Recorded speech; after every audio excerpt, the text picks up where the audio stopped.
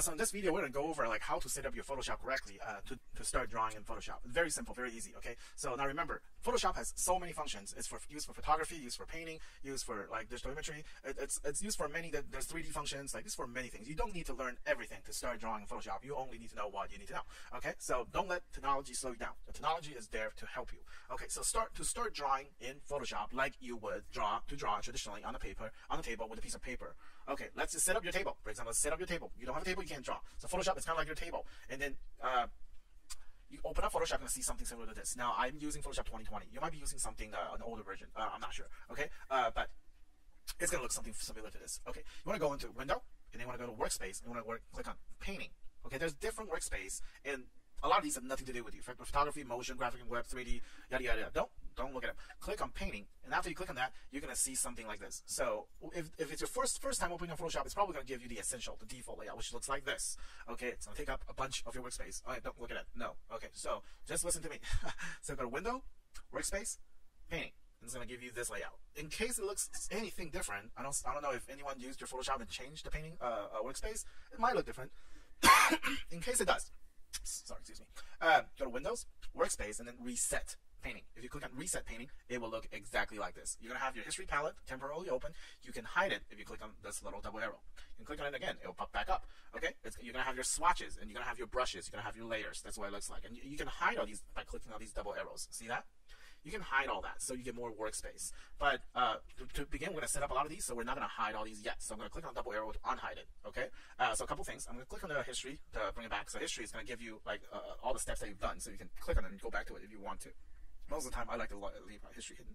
But just in case you need to go find it, that's where it is. Okay? So now, swatches is the colors that you're going to use to paint. It's like if you're doing oil paint, right? You need some colors. You need to go to the art store and find some colors. You need to, if you go to art store, find some oil paint colors, you're probably going to find your cadmium red, you're going to find your ultramarine blues, you're going to find all those colors. So where are those real life paint colors in Photoshop? It's going to give you all these weird photos with RGB, CMYK, grayscale, pastel, light. Don't look at it. Like, no. Like, look at it later. Just go to the legacy swatches and go to paint color swatches. A safe place to begin your journey. Okay, so if you go in here, all these paint colors are the ones you will find in your local art store, like your cadmium red, like your Chinese orange, like your ultramarine blue. They are all here. Okay, so these are the colors I want to use to begin with. And then for the brushes, Photoshop gives you all these options, like hundreds of brushes for you to use. It's gonna boggle your mind. But the thing is, just go with 2 brushes. Trust me, just go with 2 brushes to begin with. So the first I'm going to introduce you is the Kyle Ultimate Pencil Heart. Use this when you're sketching, when you're drawing your character, or whatever you're drawing. When you start coloring, okay, use Kyle Ultimate Pastel Palooza. Okay, the Kyle Ultimate Pastel Palooza and the Kyle Ultimate Pencil Heart is the only 2 brush you really need to follow along on all my drawing tutorials. Okay, the rest of the brush you can experiment with it, but honestly, you want to just start your digital painting journey by enjoying it, by having fun with it, by getting so familiar with it that you feel like, oh, this feels just like drawing. Okay. So let's start with Ultimate Pencil Heart. Layers, we're going to go right into it, okay? Now we have our table set up. Let's grab a piece of paper. How do you do that? On the keyboard, go ahead and hit Control-Shift-N. You're going to have to start writing commands down, okay? I'm sorry, not Control-Shift-N yet. Control-N, Control-N. So when we hit Control-N, it stands for New Document. New Document, if you go under Print, it's going to give you all the standard paper sizes that the US printer it's used to print. So you have like your letter size 8.5 by 11, the legal size 8.5 by 14, the tabloid size 11 by 17.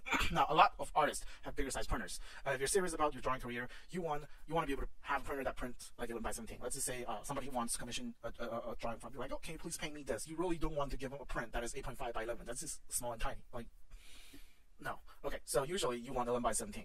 Okay, but I mean, I guess 8.5 by 11 is fine. If you're starting out, you don't have a big printer, just have a small printer. 8.5 by 11 is fine. But I like to use 11 by 17. Okay, when I use 11 by 17, it gives you some options to further customize it. Now, most of these you don't need to touch, except one thing.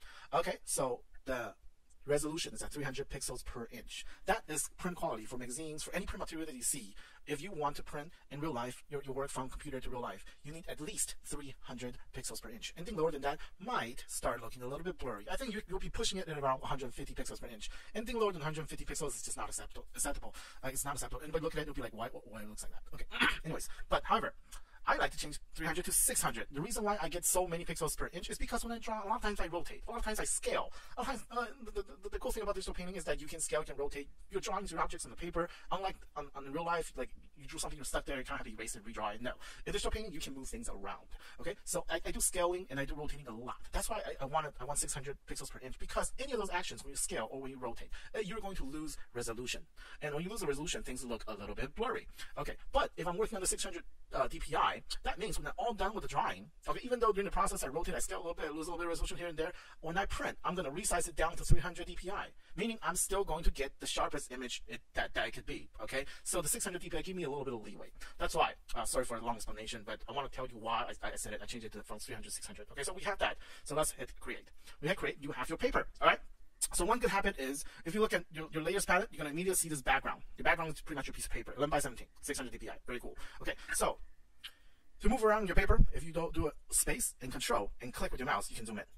If you do a hold down space, control, and alt, and then click, you can zoom out. If you hold down the space and drag with your mouse, you can move around.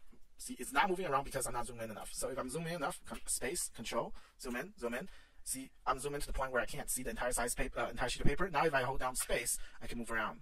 Okay, the reason why it's not letting you do this when you zoom out, because if you're looking at the whole paper, Photoshop is thinking like, if you're looking at the whole paper, why do you need to move around? You can't move around. You don't need to move around. No, I'm not going to let you move around. Okay, so that's why Photoshop thinking. But with that being said, okay, so with these commands that I just gave you, space and control, and then space, alt, control.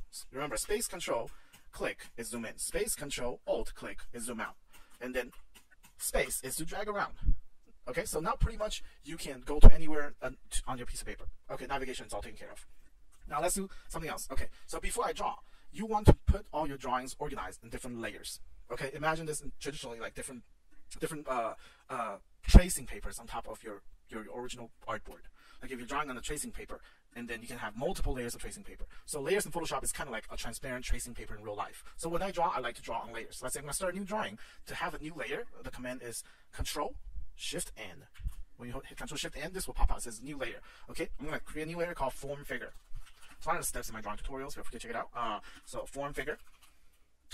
Enter, and then see we're now inside a new layer called Form Figure, and it's selected. I know it's selected because this is lighter. So if I select the background layer, the background layer will light up. If I select the Form Figure layer, the Form Figure layer will light up. Okay, so we know that we're in the Form Figure layer right now. So we're inside Form Figure right now. Let's start drawing. So how do I draw?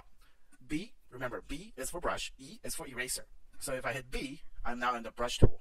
If I hit E, I'm now in the eraser tool. Okay, remember B and E. Okay, so when I'm in the brush tool B, I want to make sure I'm using the Kyle Ultimate Pencil Hard. And then for size, I like to use 60. So right now it's at 50. So to get a bigger brush size, the brackets on your keyboard are going to be able to let you change brush size. So if I do the right bracket, I'll get a bigger brush. I can keep pressing it and get a huge brush. Okay? And left bracket will give me a smaller brush.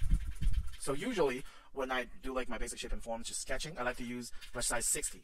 Okay? Because now when I draw with 60 brush size, it kind of gives me like the size of a real pencil in real life. Okay? And when I erase, E is for erase.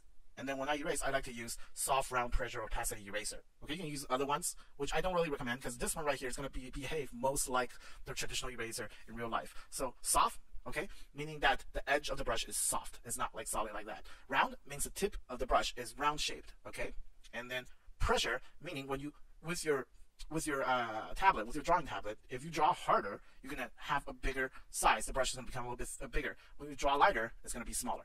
Okay, opacity, meaning when you hit harder with your with your pen, okay, the opacity is going to be more opaque, like 100% or 80%. And when you draw lightly, it's not going to erase as hard.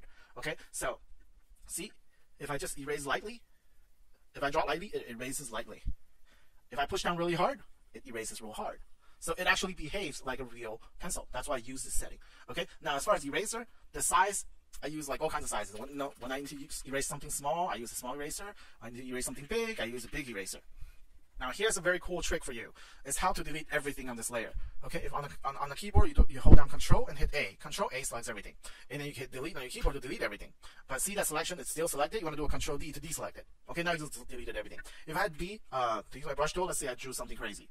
Blah, blah, blah. Okay, I want to just delete everything instead of trying to erase everything. Of course, you can try to erase everything if you want, but it's going to take a little bit longer. You know, you have technology, take it, you can use it, to your advantage, not to slow you down, though. Okay, so Control A, select everything, delete to delete everything, and then Control D to deselect it. Now you have a blank piece of layer again, blank piece of tracing paper. You want to call it that. Okay, so for pencil, brush, you know, I like to say around 60. Now I would go to 40 or even 30 for very fine lines, but I wouldn't go to like 1. because that's just like unrealistic. Like, you're not gonna find a pencil in real life that draws that thin. Like, really, no. Okay, so I'm not gonna use a huge pencil tip that's like 400 pixel, because come on, like really, in real life, you're not gonna find a pencil that draws like that. Wait, where's my pencil? Give me 1 second. Okay, so like in real life, you're not gonna find a huge pencil that actually draws that thick. It just doesn't exist. So I never use anything over like 80 brush size. Like really, like 80 is very, very thick. See, that's how thick, like that's very thick pencil on an 11 by 17 piece of paper. Like that's why I start with 60 and then work my way down to 40. Okay, and I probably won't go anything lower than 20. 20 is like the thinnest I would go. Okay, so I'm gonna Control A and then delete, Control D to deselect. Okay, so that's how you can pretty much start drawing now. You can draw a little. I'm gonna use my 60 brush, 60 pencil. I'm sorry. So yeah, I'm gonna start drawing like a little snake or whatever that you're drawing. Okay, you're gonna start drawing a little snake, or a little dog, or a little cat, or whatever you want to draw. And then anything you don't like, you hit E. Okay, and start erasing.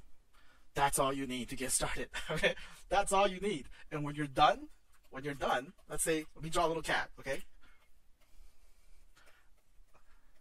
meow. Okay, wonderful, really cool artwork.